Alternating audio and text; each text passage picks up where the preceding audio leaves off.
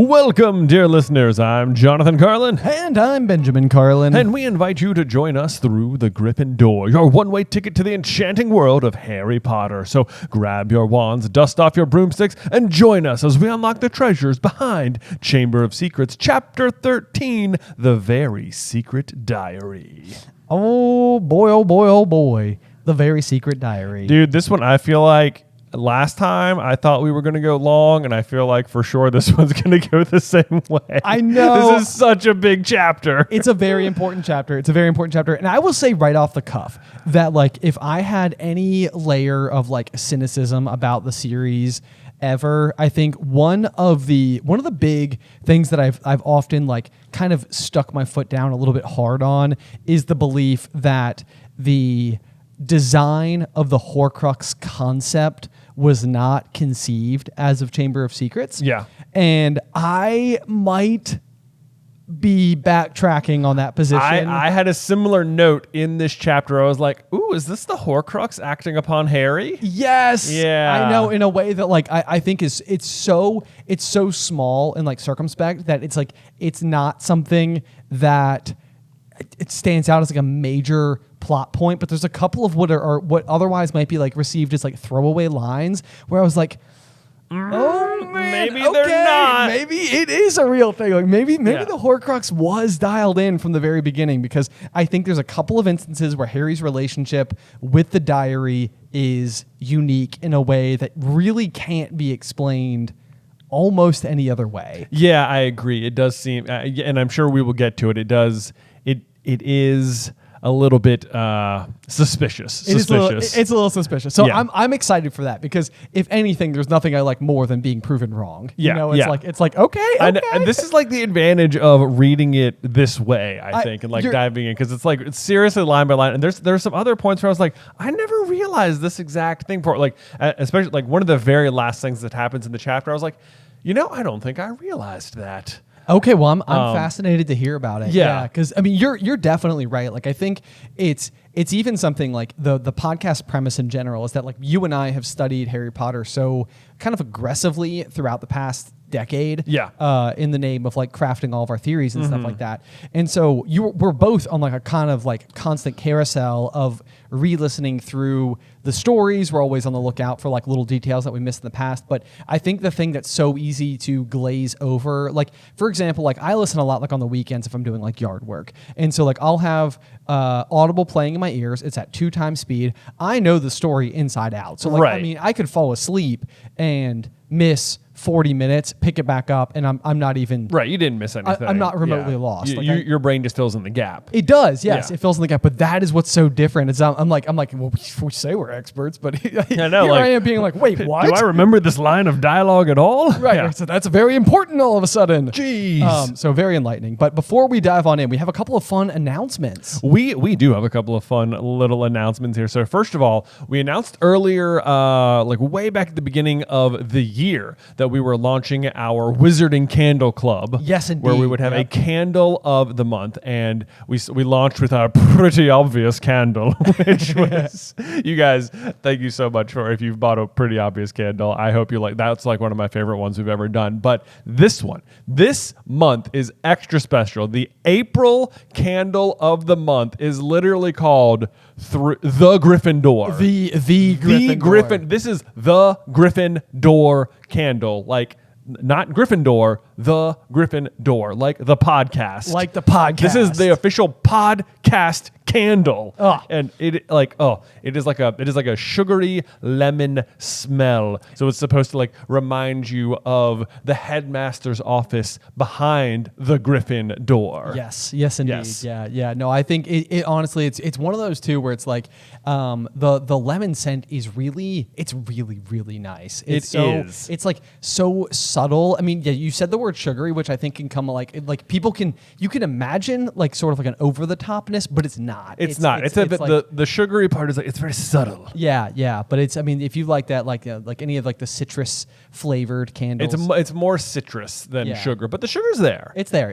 You're gonna love it. So definitely go and check it out at wizardingcandles.com. Yes, and of course you can just buy the candle by itself, or you can subscribe to get a brand new fresh scent every single month sent to your door. And as ever, inside of the candle, after you finish burning them down, there's like a little collectible charm at There the is bottom. indeed. Yes. So a lot of fun there. And then just a reminder, in case you're still thinking about it, tickets are already on sale for Through the Griffin Tour, our upcoming tour down the East Coast from Boston to New York to Philadelphia to DC.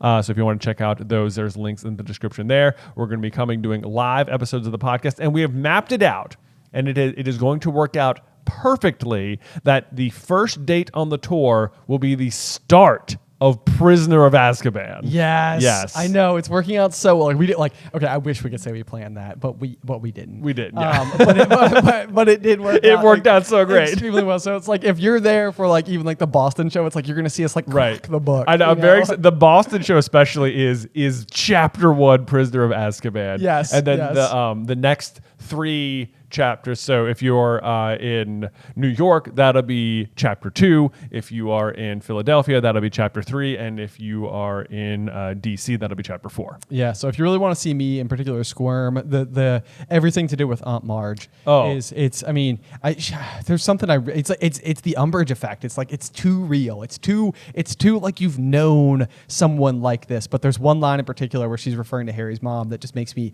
so angry, and so I just hate it. I hate that she says it. I hate that she refers that way. Know. If I was Harry, I would have blown her up too. Yes. Like it's just like, oh. So anyway, it's going to be a hootin' and hollering good time. Yeah, so come do the Azkaban tour with us. Yeah. No Dementors. No Dementors. None whatsoever. It's going to be great. But anyway, with those tiny announcements out of the way, let's dive into the very secret diary. And what is the chapter art on this one is one of the dwarves singing the Valentine, presumably to Harry.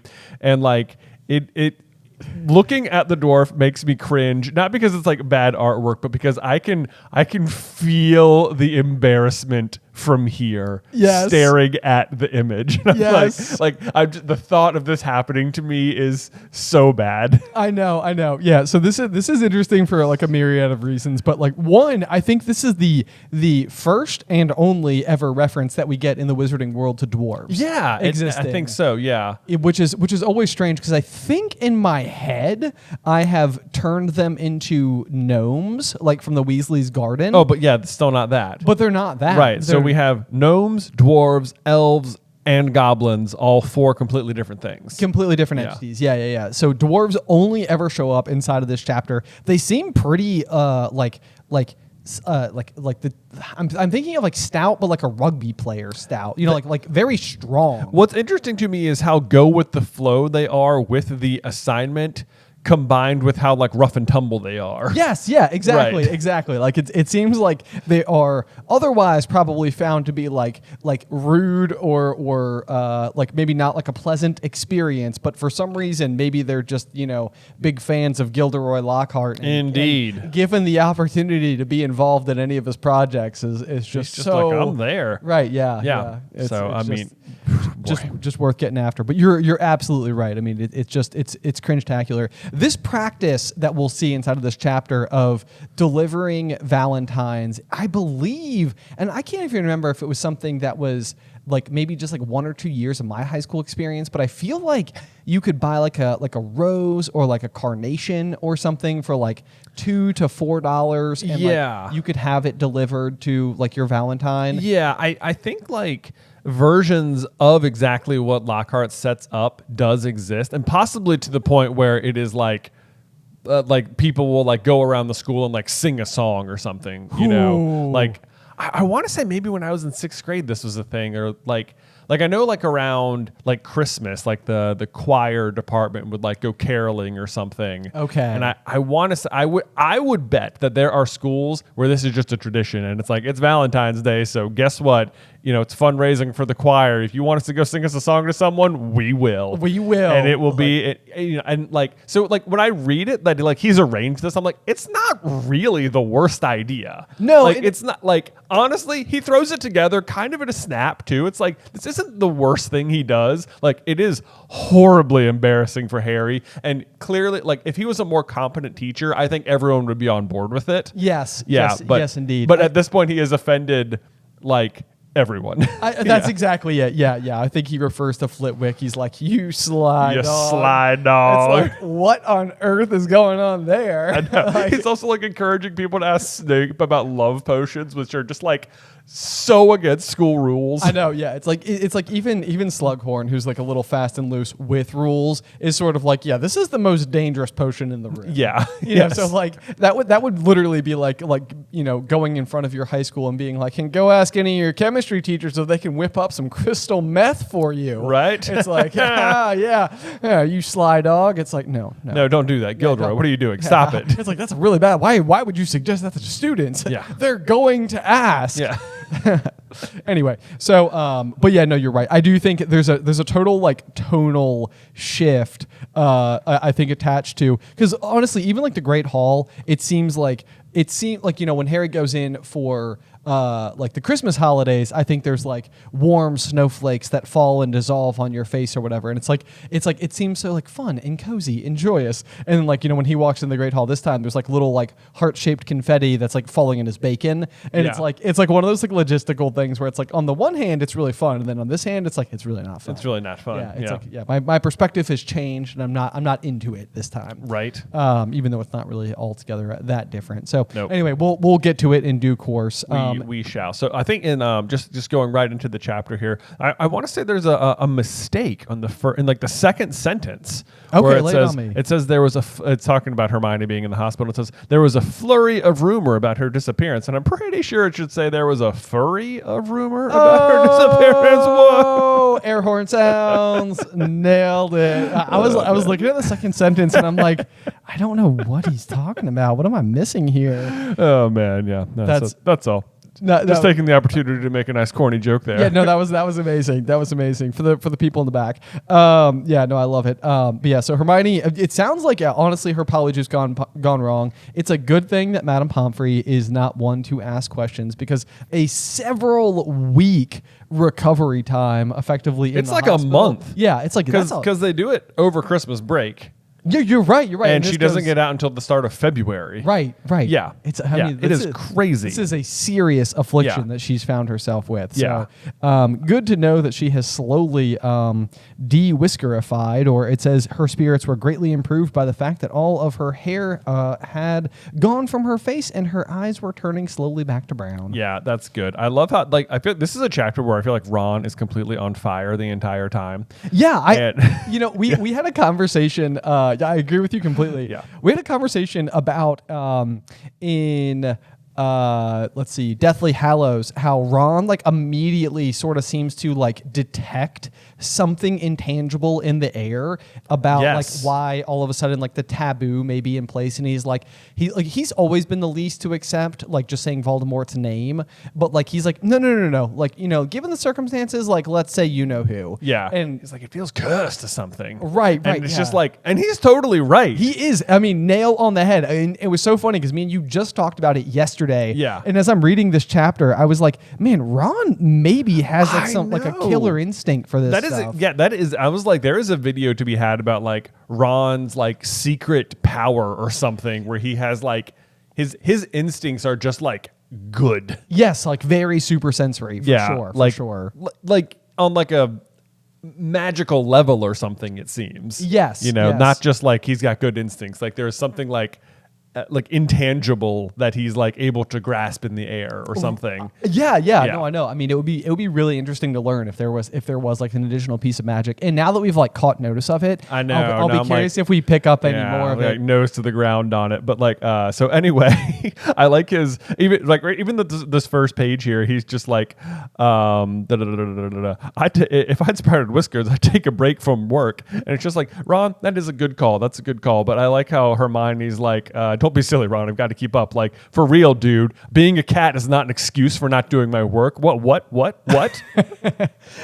Hermione, for as like analytical as she is so unfazed by the unusual world that is the wizarding world. Yeah. It's like she just like whatever. So I turned into a cat. It's like as far as I was concerned, I was a muggle for most of my life, and I'm just now adapting to magic, and I'm only in my second year. But so I was a cat for like a month. Whatever, no big deal. Right. I'm embarrassed I don't want anyone to see me at all, but like I got to do homework. Got to do homework, obviously. Come on. But so then this was another thing I was curious about in regards to Ron is that the next thing is that they're visiting her in the hospital room. They see something gold sticking out from underneath Hermione's pillow. Yeah. It's a get well card from Lockhart, of which 2/3 of everything that Lockhart writes is basically just his like signature. So Oh it my says, gosh. To Miss Granger, wishing you a speedy recovery from your concerned teacher, Professor Gilderoy Lockhart, Order of Merlin, 3rd class, honorary member of the Dark Forces Defense League, and 5-time winner of the Witch Weekly's Most Charming Smile Award. It's so much. It's so over the top. It's like she already knows who you are, dude. Yes. It's like he can't take. He's like on a like 1-to-1. He's willing to be like to win fans over on a 1-to-1 basis. Yes. You know? It's. I mean, and maybe this is like one of those things like where Lockhart himself knows he's not convincing everybody, and so the people he can convince, he's like very locked in on. Very, very locked in on indeed. But like, I also highlighted this because it's just hilarious, and I was like, how like. Because we know Harry does detention with him, and he's like writing out his own letters and stuff, and presumably he is writing like all of this every single time. You'd think you could magically do it or somehow, Sure, but I guess yeah. not. So presumably he is writing out this entire title on every single thing, because Hermione is a person he already knows, Right? You know, like to people who are his fans, of course he is writing this entire title out every single time, right? Yeah, you would think so. Okay, yeah, so I was like, how long does it take him to write this out? And like, so I got my own pen and paper out and set a timer to see how fast I could write it. no, you did Yeah. not. What did you get? So just to write out Order of Merlin, 3rd class, honorary member of the Dark Force Defense League, and 5-time winner of Witch Weekly's Most Charming Smile Award. It took me 42 seconds to write it. Oh my gosh. Yes. So this is someone, yeah, because you're right. He could magically be doing it, which makes me think what he really enjoys doing, because he spends like 4 hours with Harry doing this. I think what he really enjoys doing is basking in the awesomeness of himself. Yeah. And literally like just being able to like dip himself into, like fully immerse himself in this experience. Yes. It's like, you don't have to do it this way, but it's like, but I like to. I know, It's right? Like, why what? doesn't it? It's almost crazy to me that he doesn't have some version of like a quick quotes quill or something. Oh yeah, similar You know, to like Rita that's- Skeeter? right? Like Rita Skeeter. Yeah. But like that's the thing is, I think Rita Skeeter is like she's fast and loose with the facts. Like I think she doesn't really like super care. That's I mean that's where my thought is like I think Lockhart. It's like he doesn't have anything important to actually spend his time doing. Right. What he's obsessed with is being famous. Yeah. And so it's like of course he doesn't mind spend. I mean because yeah, at 42 seconds, I mean that would mean you're getting maybe like obviously 60 minutes in an hour. That's Like if you're writing just writing the signature takes then Like 66% of the hour. Yes, exactly. Yeah. Yeah. So it's just Like what's this? Oh my gosh. it's so ridiculous. But so then my next question is that like Ron has sort of already brought up that he thinks that Lockhart's a fraud on numerous occasions. So Ron looks up at Hermione disgusted and asks, "You sleep with this under your pillow?" And then immediately upon leaving, he says to Harry, "Is Lockhart the smarmiest bloke you've ever met, or what?" And so I mean I do believe that Ron is like he's got his like his number or whatever, like he's figured him out. But I'm also curious, like was this maybe like our first little morsel of like Ron jealousy? I also picked up on that. I was like, is this the first time Ron is ever just like the teensiest bit interested in Hermione? Like the first, like maybe he doesn't even know. Right, It's just right. like he couldn't acknowledge it, but like part of him is jealous that Hermione like has like is sleeping with this letter. Yes, I mean, Yeah. but that is so the way of like a 12-year-old too. It's Right. Like, it's like you feel jealousy, but you don't know how to identify the jealousy. So Right. it comes across more as like resentment or anger or something else. Yeah. And it's so interesting to sort of see that there. But I was like, that's another one of those where I think we even said it in like last week's episode. We've always been like Team Hermione or whatever, which it's not a hill I would die on or anything like that. But like it is funny to see like okay maybe Ron did really have like a bit of Right. that interest from the beginning. Right. Like you know. maybe there's more to go on there. Right, and the other thing that's crazy is that also inside of this chapter is supposedly Ginny expressing her early affection for Harry as Yes, well. So as more on that in a few minutes. But that would be, I mean, I don't think we can quite call it foreshadowing, but it would would be like an interesting nod to the eventual pairings. Yes, of you're Ron, right. Hermione, You're right. and Ginny and Harry. So, anyway, though, so then as they're walking away, this was just a piece of trivia that I was like, okay, good one to remember. It says Ron was just saying that he wished he asked Hermione how many rat tails you're supposed to add to hair-raising potion when there was an angry outburst from the floor above that reached their ears. So that's just like one of those like, what do you add to hair-raising potion? Rat tails. Rat tails. Worm tails.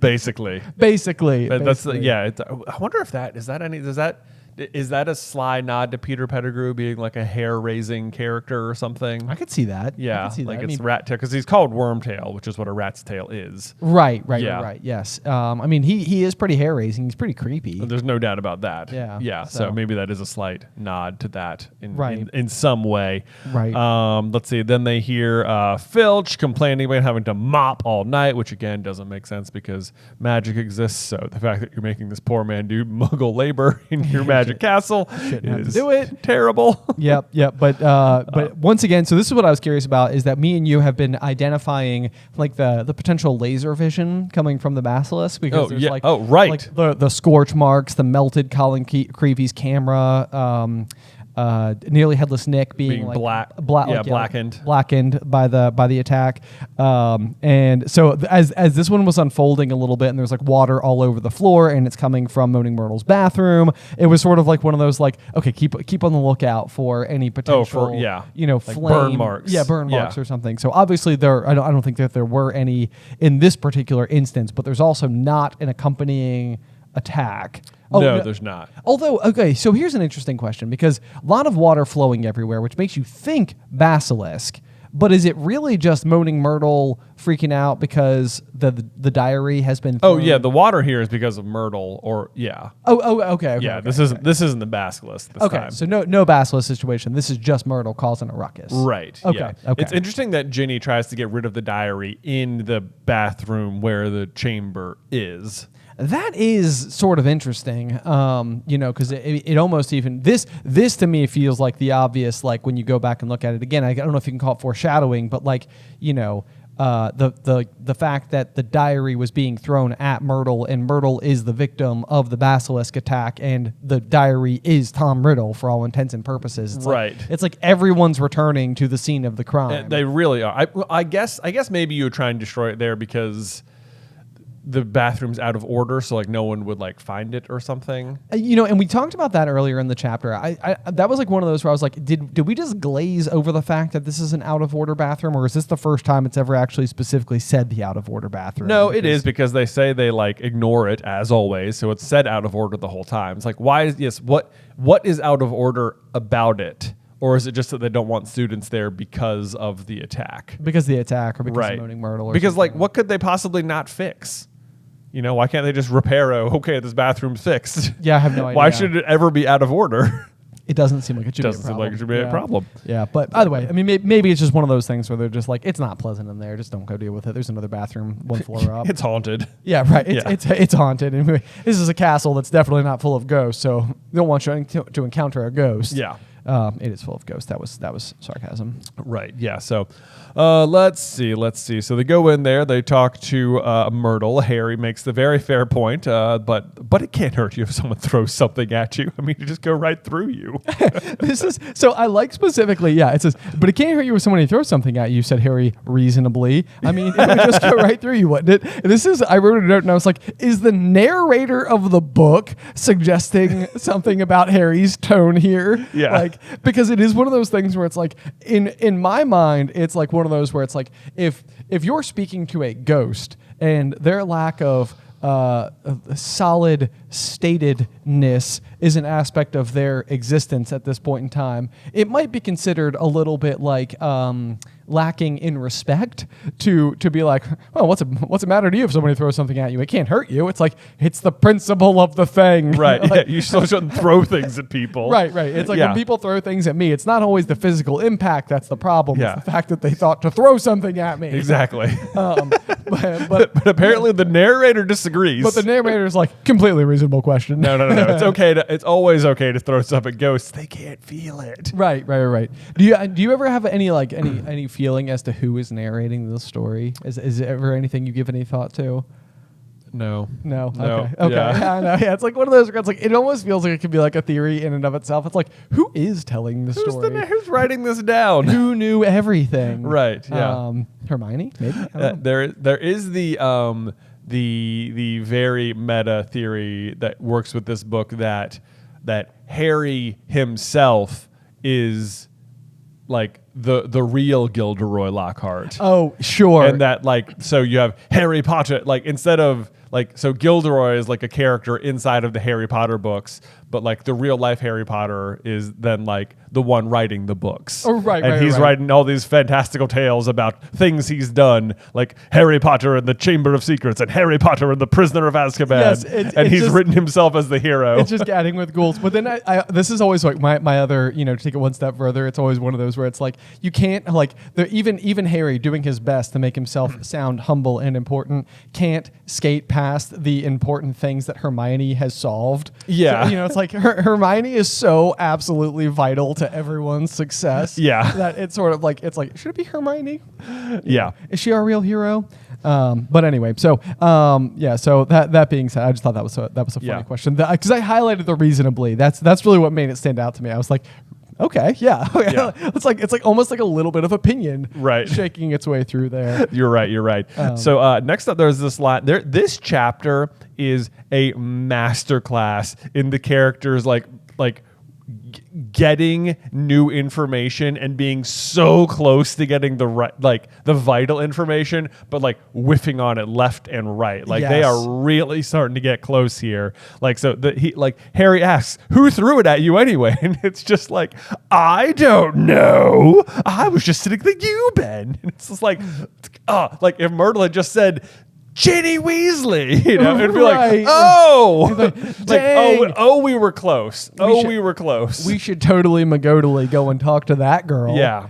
Turns out one of us is related to her. Exactly. Yeah. So that very just nearly had it. Doesn't get. They're going to keep missing in this chapter. Right. Okay. As we move on. So here's something that I find to be kind of interesting, though. So basically, then Moaning Myrtle points out that the diary is over there. It got washed out. They go and look, and it says it had a shabby black cover and was as wet as everything else in the bathroom. Does that stand out to you at all when you consider the fact that the other remarkable thing that happens with the diary in this chapter is that ink spills all over? That it gets doused in liquid. Yes, and it's completely undamaged by all the liquid. Yes, it is surprising to me. It seems like the diary should be dry right now. Yes, and I don't even think it would be an issue because Harry sort of keeps it despite there not being any real obvious reason to keep it, but maybe that's also part of it. But if it was dry, just laying in a puddle of water, it might be enough for Harry to be that's interesting. Maybe this is worth looking at. But no, it's just completely soaking wet. But then this is where Ron's instincts come into play. Yes. And it says, Ron suddenly flung out an arm to hold him back. "What?" said Harry. "Are you crazy?" said Ron. "It could be dangerous." And I just wrote, good instincts, Ron. I just said the same thing. Ron has good instincts. Yes, it's yes, you are all over it. And this is another one of those, we've mentioned a couple of times before, the possibility of the Weasleys taking after their dad. But he is in the misuse of Muggle artifacts department. Yeah. And so it's it could be the case that this is almost Ron taking after Arthur a little bit, where it's sort of you can't judge every book by its cover. In this case, quite literally. Yeah. Because it's a book. But it is interesting to me that he's sort of no, things can be dangerous even if they don't seem dangerous. So he's totally on top of it. Yeah, I mean, he and then he goes on to have a bunch of examples about how books have been used notoriously, which is interesting, the way in which the books he describes work, that just by having the readers having laid eyes on them, whatever enchantment as them, whatever spell is on them is then cast on the reader. Yes. You know, Yep. which is like it makes you wonder if you know the Harry Potter books themselves have these charms on them. Everyone loves them so much. Right, I know. We just can't stop reading them. Yeah. Here we are. I mean, so you and I would have read these books for the first time at approximately, I would have been like 8 or 9, which would have placed you at like 10. Yeah, something like that. And here we are. You're 36 Yep. and I'm 34. Yep. So it's like, yeah, crap. Yeah. Man. But yeah, so specifically, we'll give you the examples that Ron gives because I think they're also good trivia. So let's see here. Everyone who reads Sonnets of a Sorcerer spoke in limericks for the rest of their lives. I love it. Just everyone. So it's like there's just a whole group of people out there speaking in limericks, Right. which yeah. are not sonnets. Yeah, right. Yeah, distinctly different forms Yeah. of poetry. Yeah. And then there's also some old witch in Bath who had a book that you could never stop reading. You just had to wander around with your nose in it, trying to do everything one-handed.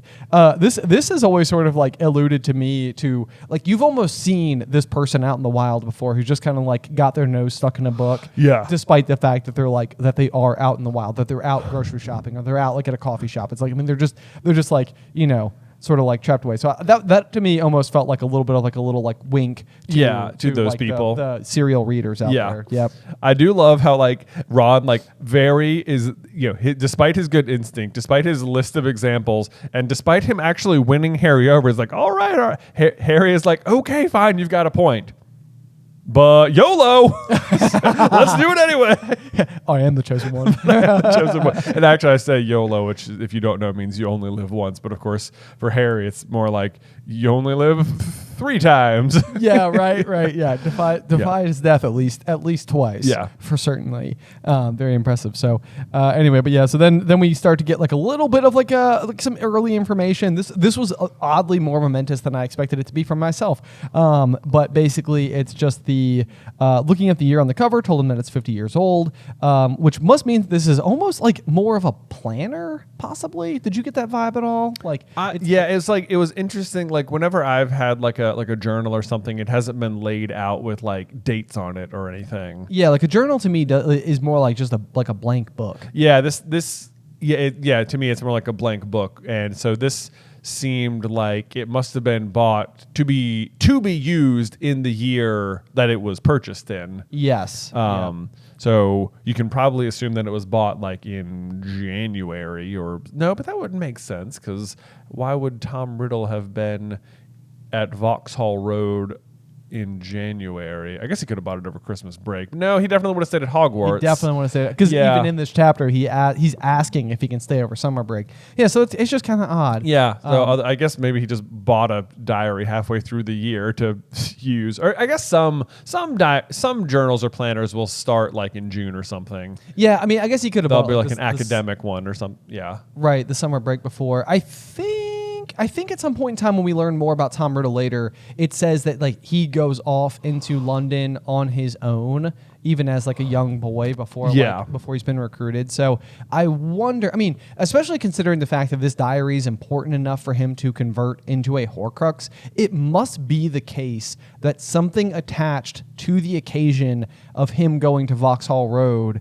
and buying it from a Muggle shop was important enough to him that it was deemed worthy of becoming a Horcrux. Right. Like, it's almost like, what kind of dark thing did he do that day? Right. You know, that like he bought the diary. Because it's also surprising he doesn't just buy a diary from like a wizard shop. Exactly. Because he'd have access to them by then. Yes, he would. Yeah. Unless he just wanted to like not even be seen buying it or something, by other wizards. Like, or maybe wizard diaries are already magically enchanted, and he needed like a plain one. What would you say about the possibility of it reflecting his half-bloodedness? Like it's like he's doing like a very pure blood endeavor by tucking his soul inside of it, but he's tucking it inside of like a Muggle artifact. Yeah, that's interesting. Yeah, because it's only special because of me. Yeah. Oh, yeah. It's like it's him that makes it special. Right. Okay, I could see his logic winding itself around that a little bit. Yep. But of course, on the front it does say T.M. Riddle, which I will say that I feel like the anagramification of Tom Marvolo Riddle as a kid was, I'm like looking forward to it happening again. Dude, even though I know what happened. It is just one of the best little things. It is. It is so fun. It's such a glorious reveal. And I was gonna complain that why doesn't he write out Tom M. Riddle or just Tom Riddle on the front? Why would you? This isn't like necessarily helpful to get the diary returned to you. Oh, to sure. put T.M. Riddle. But at this point, he could already be thinking like, I don't like the name Tom, or that's interesting. He doesn't like the name Tom, so he just puts T, he puts the T instead of Tom. Right. That's signifies interesting. himself, Or he doesn't want people to be able to, or he's like afraid people will know who Tom Riddle is in relation. Like he doesn't want to be able to trace back to himself later on. Yep. But, I can see that. But as I still well. put my name on it. I don't know. Yeah, But I mean, we know eventually he's attempting to leave that identity behind. Yeah. So maybe keeping it like a little Yes. bit more under wraps makes I sense. will complain, however, that 2 sentences later, Ron says, I know that name, T.M. Riddle. Like, why doesn't the trophy room award say Tom Riddle on it? You know? that's a very good question. Why does it say Yeah. T.M. Riddle? It wouldn't say T.M. It wouldn't. It just wouldn't. You'd I have mean, the full name. like this would have to suggest. I mean, well, and I think it just goes back again to what you just said. He doesn't like the name, so like you would almost have to believe that like Tom Riddle in school has requested of people to not refer to him as Tom. Like just by Riddle or something. Right, which I'd be curious because I mean this is like one of the things that that Dumbledore will consistently use. Like he'll never use Voldemort's chosen name of Voldemort when speaking to Voldemort, Right. As like a very passive form of rebellion Yeah. against him, basically. And we know that a much younger Dumbledore will talk to him, and I'm curious if he says. Now I'm trying to look ahead. I'm sorry, so I'm reading as I'm talking. I'm trying to see whether or not this Dumbledore refers to him as Tom. I think he does. And I want to say, I think Dippet calls him Tom as well, though. But he also refers to, maybe Dippet does just call him Riddle. He says, Riddle, come in, right? Is that what he says? Yeah, let's see. Now we're getting in here. Hold on. Now I'm looking ahead into the actual memory. Do. No, he says the thing is, Tom, he sighed, special arrangements might have been made for you. So that's Dippet talking to him, which Dippet seems more clueless to Tom Riddle's.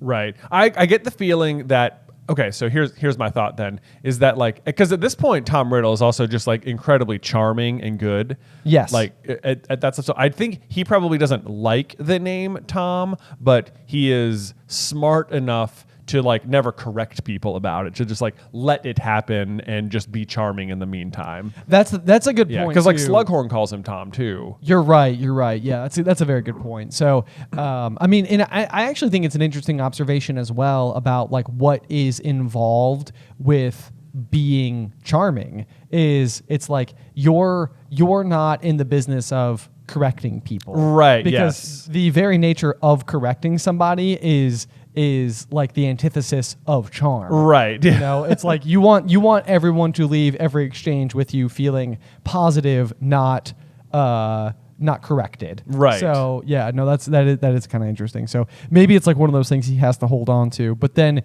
even then as he gets forward, it's like it probably is better to just like displaces his own identity as well. He's just able to sort of like, that Tom Riddle person, that was some other guy. Yeah. So maybe he requested the T.M. Riddle spelling on the award. Could be. Yeah. Yeah. Almost has to be. Almost has to be. Otherwise, this is more of a dead giveaway a little bit sooner. Although, again, at this point in time, as you're reading, you don't know who Tom Riddle is at all. So none of this means anything to you. So you don't. And there is a very, this is another part of the masterclass in keeping you in the dark, is that even though you will learn the full name Tom Marvolo Riddle, those 3 words will not be written next to each other at all. Like you won't see the full name written out next to each other, because when you see all of the letters in a row, it might be a lot easier for you to immediately like parse out like all the letters of Voldemort are there. Right. But right. they will not. All 3 words will not appear next to each other. Interesting. But you will learn all 3 names. So like you that. have the full information, but you don't get to see it the way you need to see it. Yeah, exactly. That's so fun.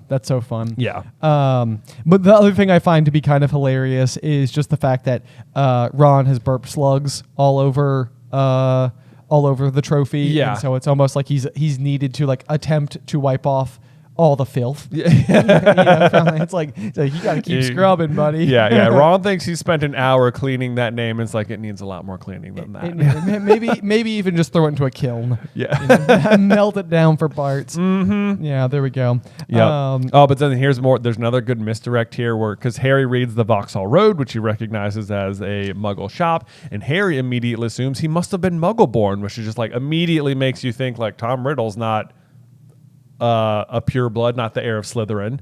You know what's interesting about that though is that like this is one of those where we're in this same scene. We'll have another instance where probably your 3 key red herrings, or I don't even know if red herrings, but like possible suspects. You're gonna have Draco Malfoy, Ginny Weasley, and Percy. Yeah. All inside of the same scene. Yeah. And none of those would fit the Muggle-born description. So that's true. This particular detail doesn't actually contribute to any of the other. It's a misdirect in and of itself, right? But it doesn't misdirect or guide you to make you think like, oh, maybe it is Percy, or like, oh, maybe it is Draco, or something like that. Like it doesn't fit. It doesn't, but it also doesn't let you. It stops you from thinking of Tom Riddle as a suspect. True. That's a good point. Right. Because that would almost immediately eliminate that potential. So yeah. Okay, so that's funny. Let's see here. The other little like fun ism from this little exchange though is they're trying to decide like what to do. Ron sort of whispers 50 points if you can get it through Myrtle's nose. Yeah. And then it says the phrase, Harry, however, pocketed it. Yep.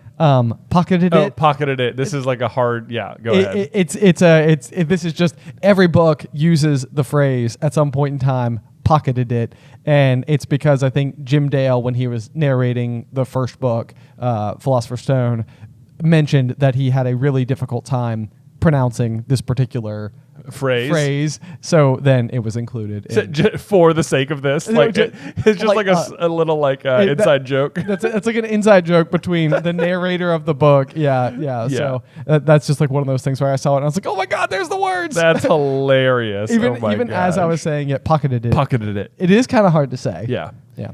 Harry, however, pocketed it. Yeah. Very good, very good. All right, so then Hermione finally gets out of the hospital wing a whole month later at the beginning of February. And even though Ron has not been interested in Riddle's diary, Hermione is. It's like, ooh, it must have hidden powers. She has the opposite of the eraser with the revealer. Yeah, which is sort of like a funny like creation. Is that like, we all know that pink rubber eraser. Yeah, and right. This is one exactly. that does the opposite, which is so hard to even imagine. So like, do you think that this would work in a way where it's like if you had to erase something and then use the revealer, it would like unerase it? Oh, I don't know. Like, yeah, could it reveal erased words, or does it just reveal concealed words? I don't know. It's a good question. It's a good question. I don't know. That is a good question. Yeah. But, of course, then Ron comes up with his absolute fire instincts again this chapter, where they're trying to figure out why someone was why Riddle got a special service to the school. And Ron says, maybe he murdered Myrtle. That would have done everyone a favor. And it's like, that's exactly what. It's like, well, that's not what he got the award for, but it is what he did. Yeah, Ron is just totally on top of crushing it, man. Everything. Yeah. Right before that, he also does make reference to 30 OWLs is maybe what the special services of the school was.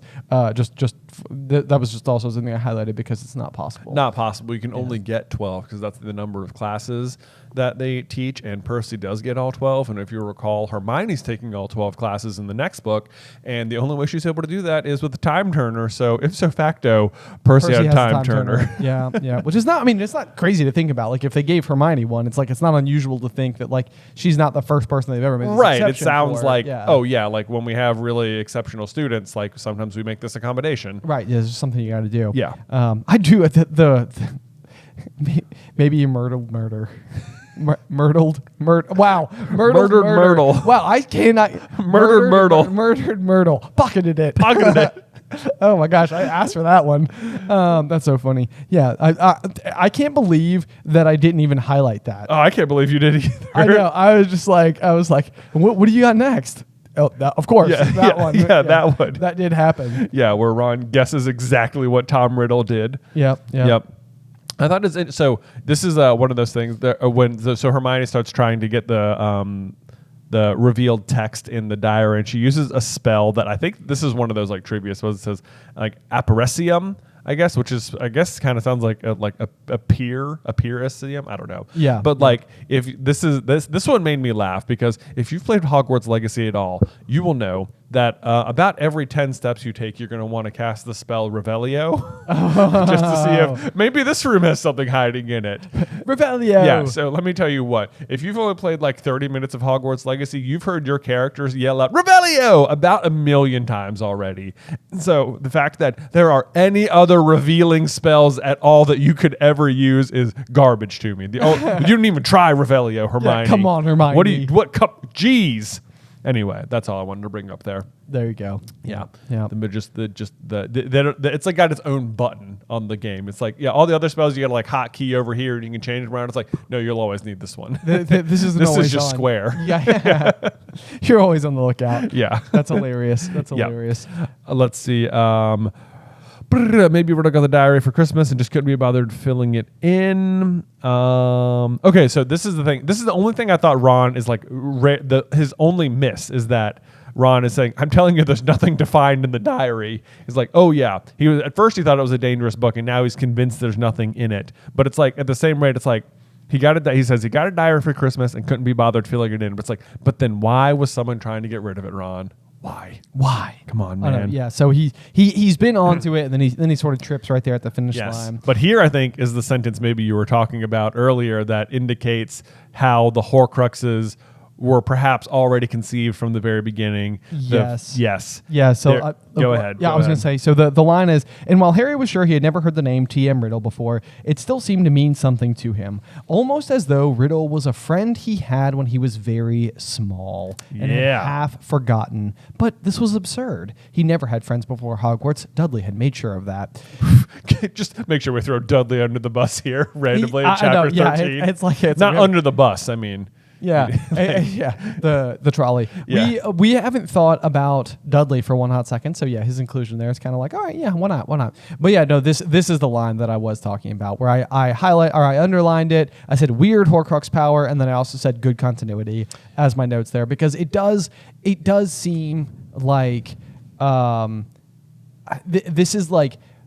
Something about the Horcrux inside of Harry seems to be resonating with the Horcrux inside of the diary. Right. Like, is that what your interpretation? Not even that it has to be the Horcrux inside of Harry, just that it's like there's a Horcrux in there and it's like affecting Harry. It's like, yes. Because the other, actually that wasn't even the sentence. I do agree that's also, the other one was Harry couldn't explain even to himself why he didn't just throw Riddle's diary away. Okay. It's like, he can't explain it. I don't know. I just, why won't you get rid of it? I don't know. I can't. I got this book. I can't explain it. I want it. It's like the can't explain it is the Horcrux part. Yes. It's the diary doesn't want to be thrown away or something.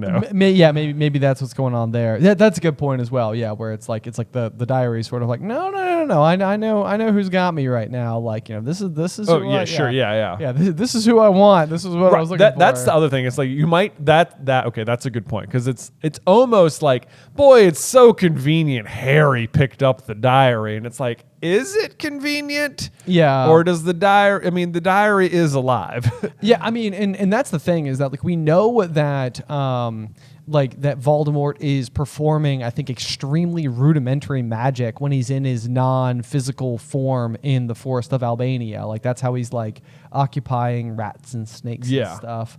I don't think enough to like cast real and proper spells, but it's almost like just even the essence of him is able to do something. Yeah. Have like some magical impact. So anyway, yeah, that line in particular, it's not something that ever would like super stand out. Like, it's not like if you're having a conversation about the books, you're like, no, but there's that one scene where like Harry can't throw away the diary. It's like, that's probably something. It's like, it almost seems more like plot convenience. Like when you're reading it, it's just sort of like, why would anybody care about the diary? Like, it doesn't matter. And it's like, no. There's a reason why. Yeah, there's a reason why. Yeah. Yeah, exactly.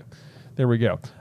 So yeah, that I think is the first little hints that the diary is or the idea that the full concept of the Horcrux has like already started to be fleshed out. Yes. I think it probably gets refined a lot, but I think it is already being thought of as a Horcrux. Yep. Anyway, let's see. They do go find the shield up in the trophy room, and it says it didn't carry details of why it had been given to him, which when I first read that sentence, I was like, that's really surprising, given that what it was given to him for was catching a murderer.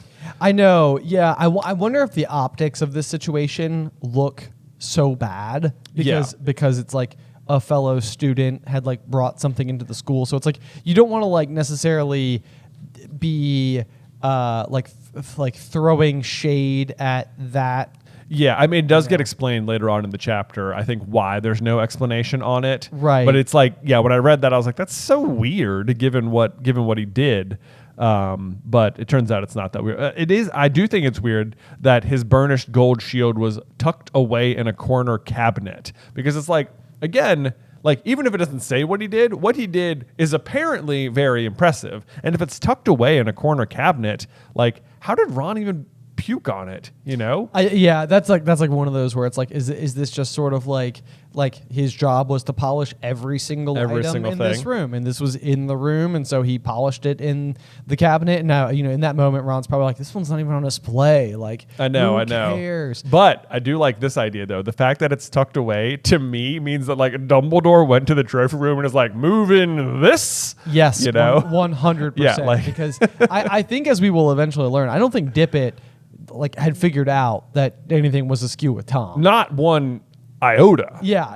So it's like, I think that's like one of those things where Dumbledore was probably like, come on, man, like, how are you not seeing this? Right. You know, so then like when he takes over, it's like, no, we are not displaying this one. Yeah, we're not giving Tom Riddle stuff on display, but he has more than one thing on display. It says an old medal for magical merit, and it was on a list of old head boys, which you would assume if they have lists of old head boys, there should probably be like a list with Harry's and his mom. Both his parents should be on a list like that somewhere up there, right? You would definitely think so. The only thing I can think about here is like going back to like high school or middle school, where they would have like, you know, in the gymnasium, they were often placards that would list like all the state championship teams. So it might say like, you know, volleyball 1992, you know, like whatever, and then like, you know, 1997, and you know, like, and then so on and so forth. And then sometimes for like track athletes, it would have like names in particular. So it'd be like 1 mile state champion, you know, like so and so back in 1987. So all I could think is that maybe like if you're looking at the list from 1942, maybe your eyes don't scroll down. Not that I think it should have like mentioned. I just think it's like they must be there. Right. Yeah. So Harry's very close to his parents' name. Right. At this moment, which is kind of cool. That is cool. Yeah. Yep. And then there's a little Percy red herring shade here, where Ron is like prefect head boy, probably top of every class. Sounds like Percy. Yeah. And it's like, yep. Okay, we're trying to compare Tom Riddle to Percy here. Right. Yep. But then you also get a little line from Hermione, which also could be like one of those like tiny little nods as like maybe their relationship, which is just to say, you say that like it's a bad thing, said Hermione, a slightly hurt voice. Like that's like one of those things where, I mean, I think you could just as easily interpret it in a completely non-romantic sense and just assume that it's because Hermione intends to be that. Yeah. You know, like that's an aspiration of hers, and she's like, well, like, you know, is that a bad thing? Like, yeah. You know, but it also could be the case that she's sort of like, wait, would you not like that? Yeah, right. Like, what? Oh man. Well, I'm trying to impress you over here, man. Right. Yeah. Is it not working, my straight A's? Yeah. Oh man. Straight O's. Yep. There's more misdirection up here. It says there had been no more attacks since those on Justin and nearly headless Nick and Madame Pomfrey. Which like that you. It says it's interesting that like the text just goes ahead and tells you there has been no more attacks since this point, but like because it phrases it as since those on nearly headless Nick, like it said there'd be no more if it had read there's no more attacks since Harry found the diary, which is also true. Like you start to realize how connected the diary is to the attacks. You're right. But it's like it's phrased in this way that you don't realize like, oh yeah, there hasn't been any attacks since the diary was gotten rid of by whoever. You're 100% correct. Like, that's such good. Yeah. It's like, it's like there can't can't be more attacks because Ginny has successfully finally overridden her her connection to the diary. Right. So of course there are no more attacks. But then, the good news is we carry this thought forward. The mandrakes were becoming moody and secretive, meaning they were fast leaving childhood. And then I think the next line here says, the moment their acne clears up, they'll be ready for repotting again. This is like one of those things where the humanization of the mandrakes is rather significant going into the next line, which is, and after that, it won't be long until we're cutting them up and stewing them. You'll have Mrs. Norris back in no time. It's like, it's so hard not to feel like they're going through puberty. Right.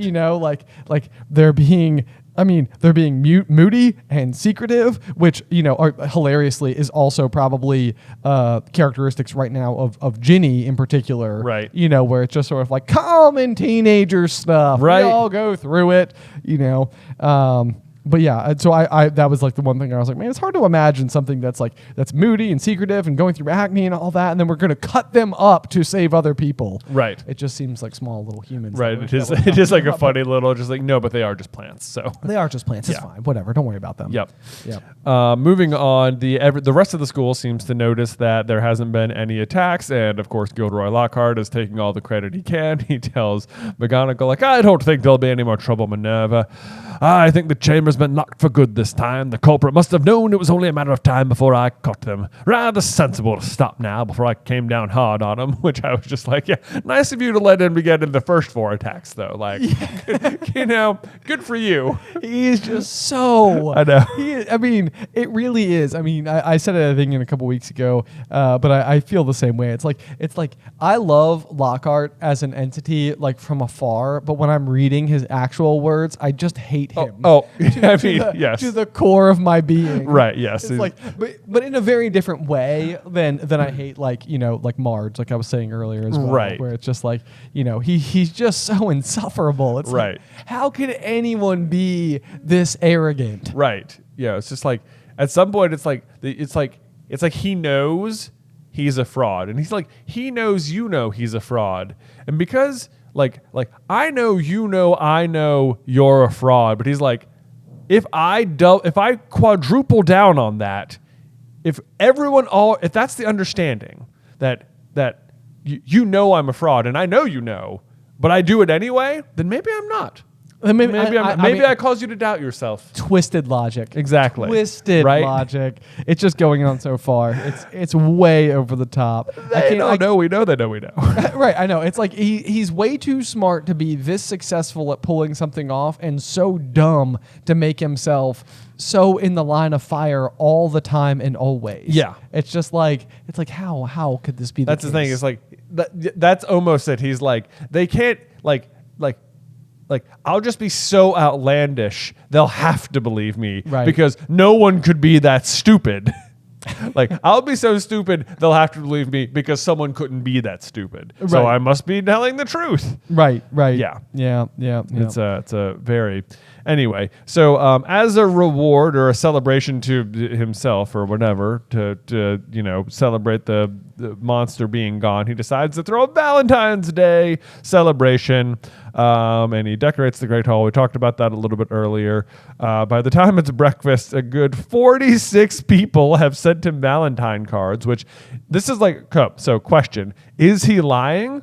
That 46 people, or do 46 people in the school actually like, are they like under the, like in the Hermione camp of like, oh my God, he's so cool? I have to imagine he's selling a few people. Yeah. Because out there in the real world, it's like the whole staff seems to know beyond a shadow of a doubt that this guy's just full of it. Right. Like that exchange with McGonagall, like I even wrote a note. I was like, what did McGonagall say under her breath after he walked away? And I also just added, I love sassy McGonagall, because there is like some of the scenes like where McGonagall stands up to Umbridge, and they are some of the most glorious moments ever. But like that's the thing about Lockhart, is that like anybody who knows anything, he's not fooling them.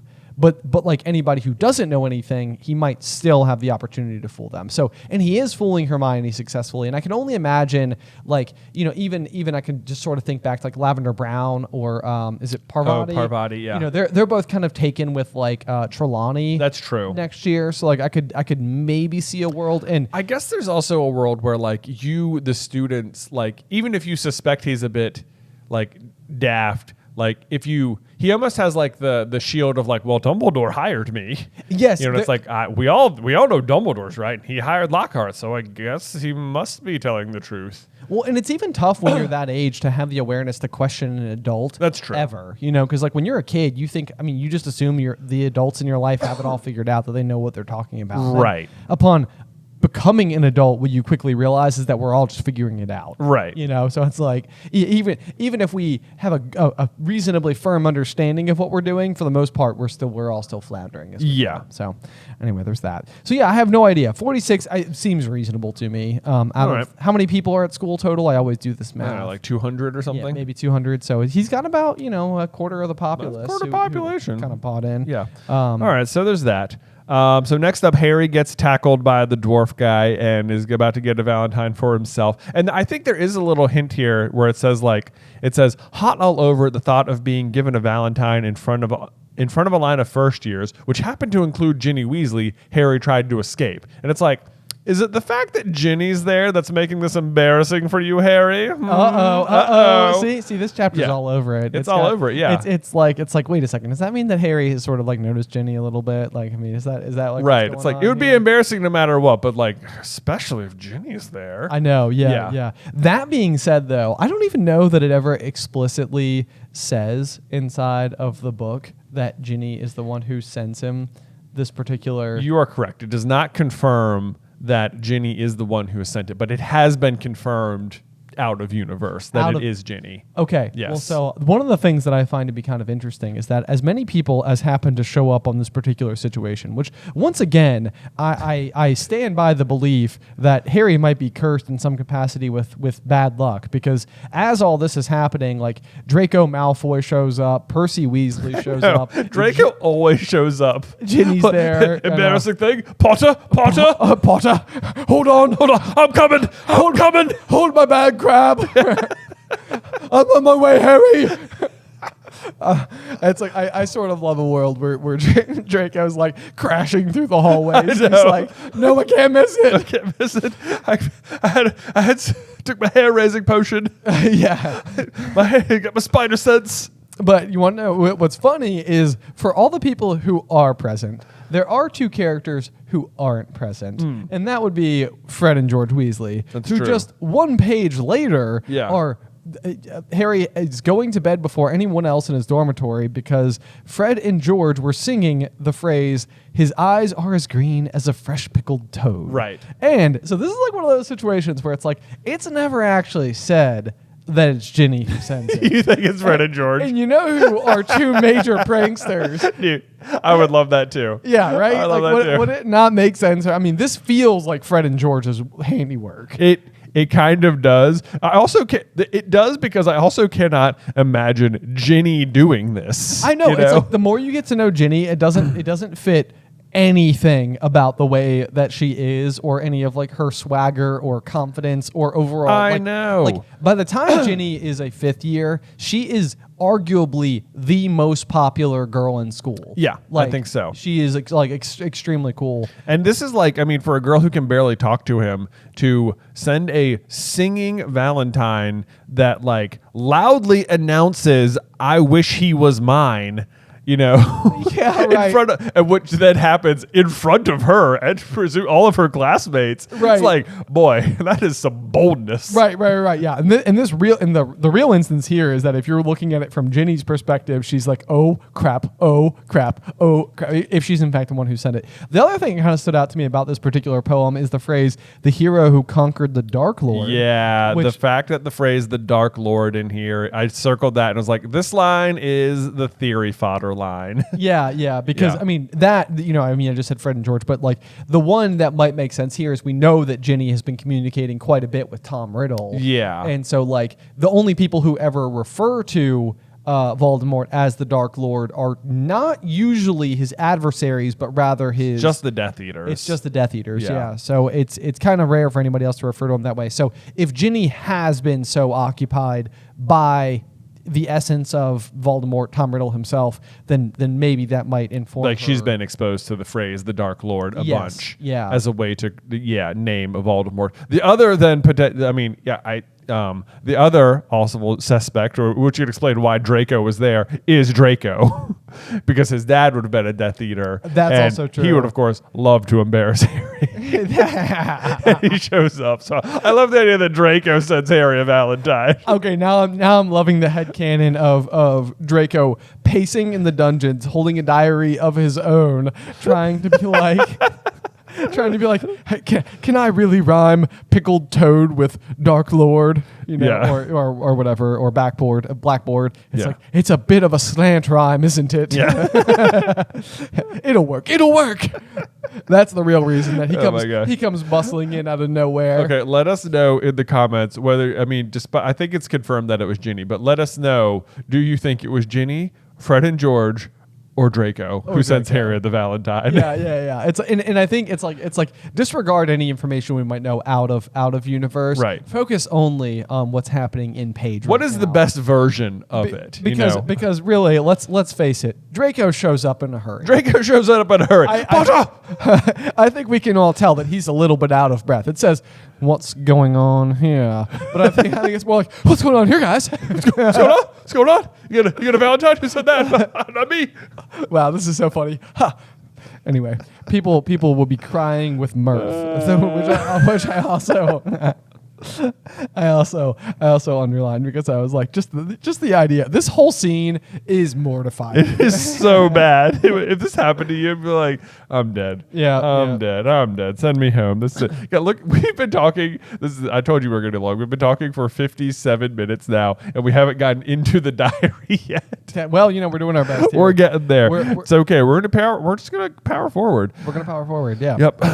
Let's see. So then this is another good misdirect here because Harry falls over, rips the bag, and Draco picks up the diary. God, that would be even worse. But then it says Ginny was staring from the diary to Harry, looking terrified. Which once you know that it's Ginny, you're like, oh, she's looking at it, and she's like, oh my God, no, please don't figure it out. Right. Like not Harry of all people. Right. But from your perspective, it's just like, it's like, Ginny has a crush on Harry, and like what you're reading is like, oh no, Draco has Harry's diary. No, that's so embarrassing. Like that's such bad news. Right. And it's like, that's not what's happening. It's like all really being spelled out for you now. I know, And, but do you also not feel like this scene kind of diffuses any suspicion of Draco altogether? Which we've kind of already learned that it's not Draco anyway. But like, Draco doesn't know what this diary is, Right. So like, he's not he picking doesn't. it up, being like, wait a second, like it would be kind of crazy if it was like Draco looked from the diary to Harry and a look of confusion fell across his face. It'd be like, no, I think it's just that the idea that like Ginny is able to recognize that Harry's worst enemy has just picked up what she perceives as his personal diary. Yes, is right, yes. Which would also be bad news. It would be. Yeah. But so is this our first use of Expelliarmus? It is. So- I think so. This is it. Yeah. Okay, so that means that Harry's first ever and last on-page use of Expelliarmus are both on Tom Riddle. Oh wait, no, because he. Well, it's Interesting. Well, because he cast it at Draco. I guess he cast it at Draco. Yeah. But it's over the diary, which is Tom Riddle. Which and is he uses Expelliarmus in the final duel. That is interesting. You're right. You're Yeah, right. That's yeah. pretty good. That's pretty Yeah. good. Okay, yeah. So that's his first. This is his first use of Expelliarmus, which I guess is at Draco and Tom Riddle. Yes. I'll take it. And eventually he does. Interestingly, he will later manually disarm Draco, which is what allows his final Expelliarmus to kill Voldemort. Also true. Yeah. Also true. Yeah, so it's a 1-2 punch. It is. It is. Yeah, a little homage. So there's that. Here. Okay, I guess he doesn't knock Draco's wand out of his hand here. That'd be interesting if Harry becomes master of Draco's wand in this moment, but obviously not. Does Snape become master of Lockhart's wand in the dueling club? Yes. Yeah. Okay. Absolutely. Absolutely. The wand was like, he beat you. He got you, man. You lost. You lost. Not that you've cast a spell with me in like years, but Right, yeah. But no chance. But no chance. He's clearly no more chance. powerful. Snape is the master of Lockhart's wand. Fact. There we go. Yep. There we go.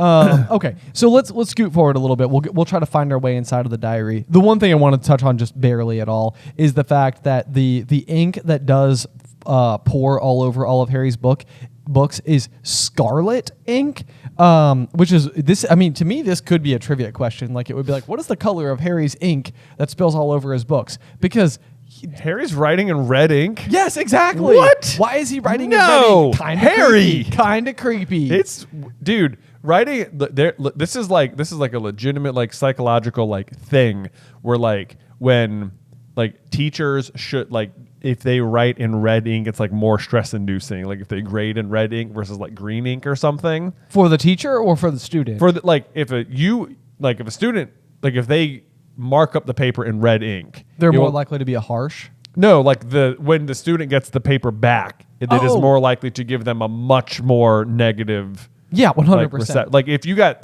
like even if you made a ton of mistakes, if it's marked up in green ink, it doesn't feel nearly as bad as if it's in red ink. Right. But writing in red ink, that's just hard. Like if everything is in red, that's hard to read. I know. Yeah, it's like and Bad graphic design, Harry. Well, yeah, right. But like also, we're inside of a school year where there is like blood written walls. I know. Right? Like, what are you doing? It's like, just go and choose a different any color other than red. It's like you're making me Harry. I gotta say, you must be narrating this story because you're leaving out some important details why people might suspect you. Yeah. Yeah, because it looks like you're writing in blood. So anyway, Harry finally pulls out his quill and starts writing inside of the diary and says, "My name is Harry Potter," to which the diary itself responds, "Hello, Harry Potter. My name is Tom Riddle. Woo-hoo. How did you come by my diary?" To which I got chills when I read it. I was like, oh man, it's happening. He's talking to Voldemort. Here we are. We are inside of it. And I love that Harry's response is, "Someone tried to flush it down a toilet." To which Tom Riddle's reply must have been like, "What the?" Yeah, but he's so charming. He is so charming. He's all over it. Lucky I recorded my memories in some more lasting ways than ink. Yes, you're right. Yeah. Oh man. Yeah, he's quite good. I do like what's interesting is that you can almost compare Harry's interactions with the diary to his interactions with the Half-Blood Prince, which doesn't write back to him, but it has so much writing on it anyway. Yeah. And it's like he almost starts seeing Tom as a friend in the same way he starts seeing the Half-Blood Prince as a friend. But like obviously Tom, he like uncovers much faster and he's clearly Voldemort and the bad guy, but then Snape is not that. Well, yeah, no. The other thing I find to be kind of interesting here, though, is like maybe even on some level, Lockhart is meant to serve in contrast to Tom Riddle because Tom Riddle is about to tell a falsehood about his own endeavors in a way that comes across so much more reasonable. Yeah. But like I think this is like where like Tom Riddle's charm is effective, where Gildor or Lockhart's, you just see it and you're like, well, that's total BS. Like it's just right. But like, so he's going through. You're right. That is a very good call. Where it's just like, why is Tom Riddle so believable while Lockhart is not? I don't know, because like I think you could possibly even read it in a different tone of voice and get like Lockhart's essence from his recapping of the Chamber of Secrets. Like, of course I know of the Chamber of Secrets. In my day, they told us it was a lesson that it did not exist, but this was a lie. Yeah. Like my fifth year, the chamber was open and the monster attacked. Yeah. Yeah. I caught the person who opened the chamber and he was expelled. Yeah. Yes. Yep. Exactly. Like, I mean, it's like, it's not terribly dissimilar from like what we've been hearing from Lockhart. You're right. But he's also lying. Yeah, he is. Yeah. So anyway, because he's basically telling Harry straight up, like, they gave me a shiny trophy for my trouble, but warned me to keep my mouth shut. But like in reality, he's like, he has manipulated this whole situation so well that like he has been able to blame somebody and maintain the knowledge that the monster is safe, but is delivering it in such a way that makes it seem like, no, the authorities told me to cover it up. Yeah. But he's the one who covered it up. Right, like he's the one who covers it up and then gets the authorities to ask him to cover it up, which is like great for him because none of it's true. Right. Yeah, right, but yes. then like, there's this line. This is the line I didn't realize was in here was, Professor Dippet, ashamed that such a thing had happened at Hogwarts, forbade me to tell the truth. A story was given out that the girl had died in a freak accident. So it's like no one even realized the chamber was open last time. Like most people don't realize Myrtle like was killed by the Chamber of Secrets. They think she was Right. killed by something else, which By is like, something else, yeah. yeah, which is like, that sucks for Myrtle. I know, and maybe this is like why my like misremembering is so bad with this particular like segment of the story, because a lot of times I'm like, why would anybody think that Slytherin's monster was Aragog? Like, it's like it's a giant spider that has nothing to do with Slytherin. Like that seems like such a weird choice, but it's like because nobody ever thought it was the Chamber of Secrets. Right. They're like the writing wasn't on the wall like it was this go round. Right. But then moving on from that, the other thing I think is wild is that Tom Riddle's diary has got some serious magic packed into it, because I'm pretty sure the pensieve that is in the headmaster's office was found at the location of Hogwarts. Yeah, I believe the way the story goes, and you might have to fact check this, is that Rowena Ravenclaw has a dream about a hog on a mountain, and then they go to that mountain and dig where the hog was and find the pensieve, and that's where they build the castle. Yes. Yes. We of course all know that what actually happened was they attacked a giant dragon Yes. at the scene. Hogwarts is a dragon.com. Yeah. and transfigured it into a castle, and that's the reason that like the staircases move. It's just like the organs of the dragon, just continue. exactly. Yeah, exactly. Yeah. But he's basically like that he's contained all of his memories in the diary means he's like sort of made his own pensieve in a way. I mean, in the way that Harry interacts inside of the diary is not at all different from his interactions inside of the pensieve. I mean, he describes it when he's in the pensieve. He says he compares it to this exact experience. So there you go. Yeah. So it's like whatever magic Tom Riddle was able to inject into this device, it's pretty impactful. It's pretty big. But I think so. The fact that they cover it all up is then the explanation for why it doesn't say what T.M. Riddle did on his trophy for special services to the school. Yes. Because that's part of the cover up. Right. Yep, there you go. So then Harry basically is able to fall inside of the story. His feet hit solid ground, and he stood shaking as the blurred shape around him suddenly came into focus. That's sort of like the description of like what happens when you fall inside of the pensieve. And then we kind of see a scene where I think Harry is really basically supposed to see himself as Tom Riddle. Yeah, so much. Yeah, you've got this like jet black hair kid. I mean, he's taller than Harry, but he's also older than Harry. But he's like, he's interacting with the headmaster of the day. And it seems like they're also trying to like figure out what's going on. We learned that Tom Riddle, like Harry, is also an orphan, and like that he basically finds himself feeling most at home while he's at school, and he's requesting the ability to stay for the summer holidays. Right. He's a half-blood just like Harry. Yep. And interestingly, there's no mention in here that he's in Slytherin. Oh, interesting. Yeah, you're right. Which that is really fascinating. Yeah. But basically, I think pretty much what happens is like I think at this point in time, Tom Riddle is just sort of like, I'm just going to keep using the chamber to attack people because like why not? Like I can do it. Like I'm Slytherin's heir. Like right.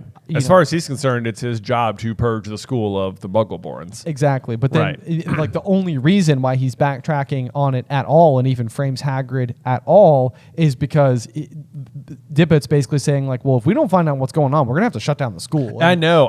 There's this line here. It says Riddle was doing some serious thinking, and it's like biting his lip, his forehead furrowed. It's like this is like him just being like,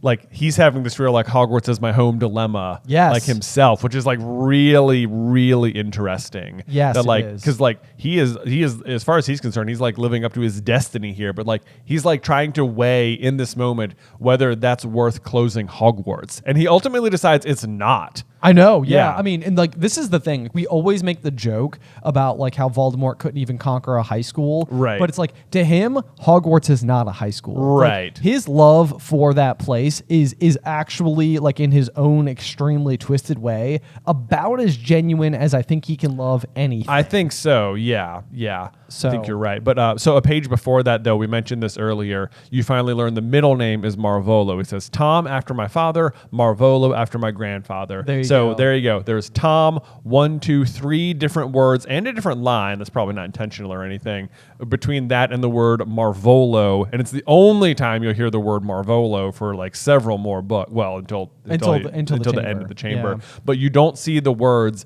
Tom, Marvolo, Riddle written next to each other. Riddle isn't even written like near those two words as it here. So it's like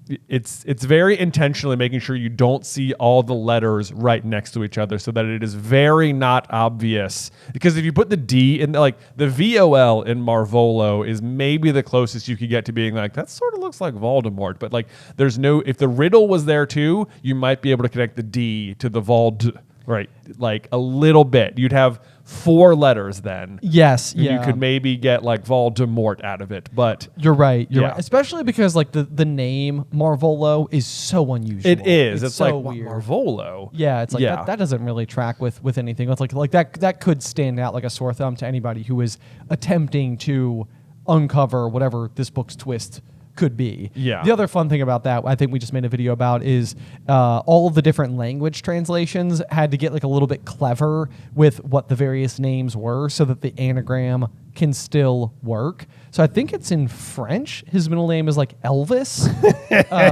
which I always find to be kind of hilarious. Tom Elvis Riddle. Yeah, that's exactly it. That's exactly it. Yep.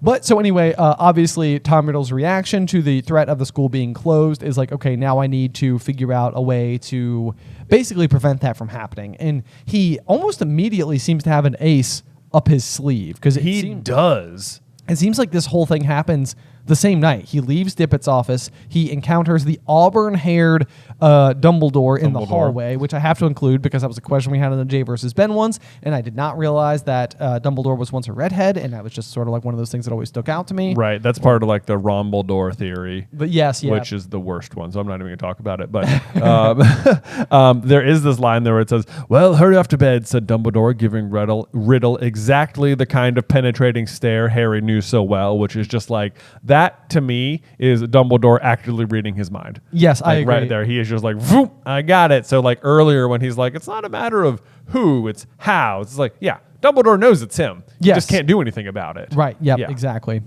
That's I highlighted the exact same sentence because Yeah. it was just like, yep. At that point in time, That's Dumbledore knows what's going on Because he's already met him as an orphan, like he's been on to this kid since like minute 1. Yes. Yep. Dumbledore has always sort of suspected that there was something different about Tom, and he was the Yeah. only one who wasn't like lulled in by his charm and everything.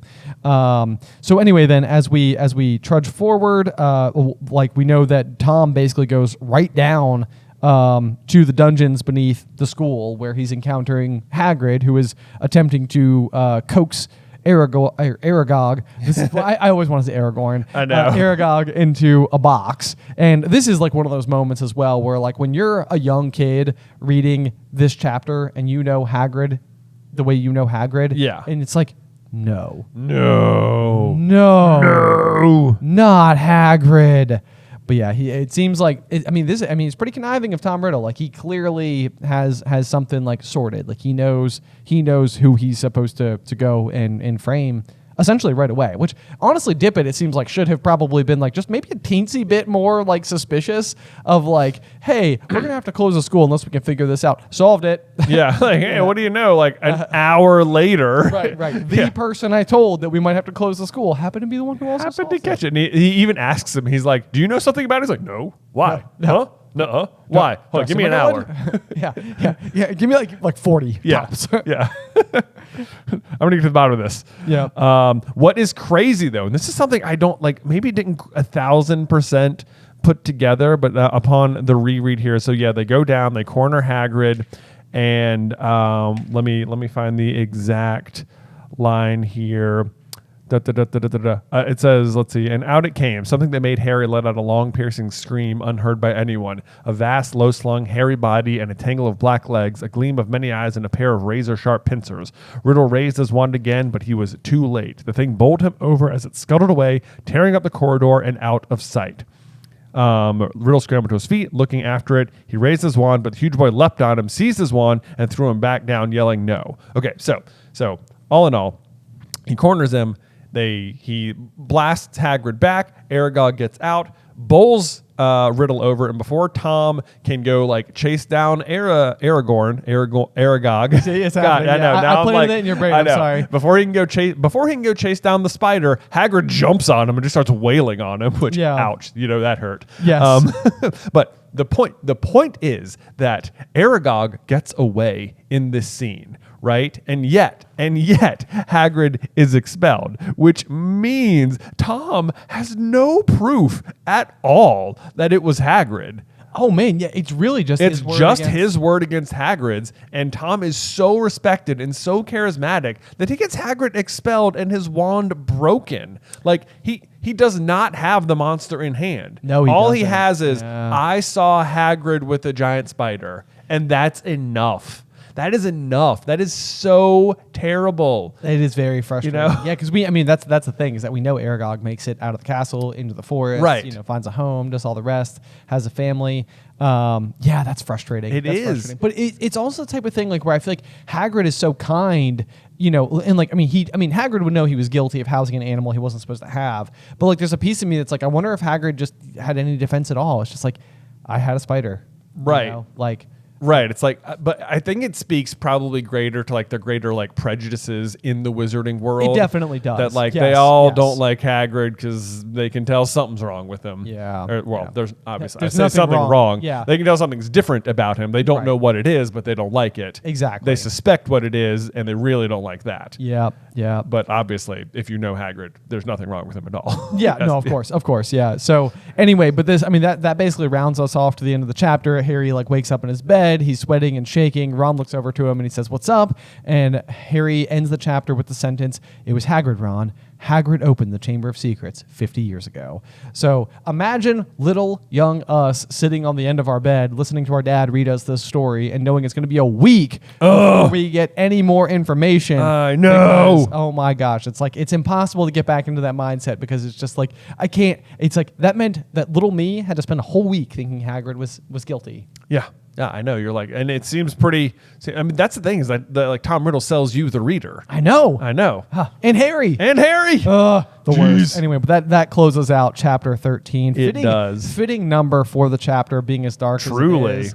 But looking forward ahead to chapter 14, Cornelius Fudge. Cornelius Fudge. Yeah, he's the also minister. He's also the worst. Yeah. Gosh. Made a whole video about him. So much like there's so much like corruption in the wizarding world. there is all the time. Yeah, it's everywhere. Rampant racism, slavery. It's bad. It's bad. Yeah, it's a lot of stuff. Yeah, Not good. Jay, before we close out for the day, do you have a review for us? I sure do, Ben. It comes from Shiny Psychic 190. Great name. Fantastic. I love Harry Potter, and the podcast is the best deep breakdown any Potterhead could possibly love. I always look forward to when the next episode comes out, and this is my favorite podcast right now. But I knew right away when this was announced it was the podcast for me. Question. In Prisoner of Azkaban, Harry said that he would probably go mad if he sees himself bursting into Hagrid's cabin. I've always wondered, is this true? Could Harry have burst in and explained everything? And furthermore, what if somebody used Polyjuice to look like you and then burst into the room? I'd love to hear you guys' opinions on this. This is like a really interesting one because I think the Polyjuice question is a good question. Like, like if somebody were to like if Crabbe and Goyle had somehow like woken up in the broom cupboard, found their way to the Slytherin common room, walked in and saw themselves sitting there talking to Malfoy, like you would expect that they would be like, what the heck is going on? Right. But not that they would go mad. And then on that same note, like I think Hermione is the one who's like warning Harry of this particular situation. The only credence I think it offers to the argument is like Hermione, for example, if she ran into a version of herself and she spent the whole last year using a time turner, she like even a version of her that's not expecting to see herself would probably be like, I understand why I'm seeing myself. I don't know why that me is appearing to me now. Yeah. You know, but like at the very least, it's like there are two of me right now. Like, right. You know, like that's the thing. Like, so there's no doubt, like if Harry bursts into Hagrid's hut in Prisoner here and like sees himself, like past him is going to be really like, what's going on? But I don't think he's going to go mad, but like, because he's going to be completely out of the loop because that version of him has no idea what's going on. Yeah. On the flip side, if like, let's say going around the school, Hermione glimpses herself, you know, like gives herself a little wink one day, like future her sees past her and it's just like, hey, you know, it's like that, like past Hermione isn't going to lose her mind at all because she's been doing this all years and knows exactly what's going on. Yeah. Like, you know, she might be surprised that like she crossed paths with herself. Right. But like she would know, like, that was me. I know what's happening.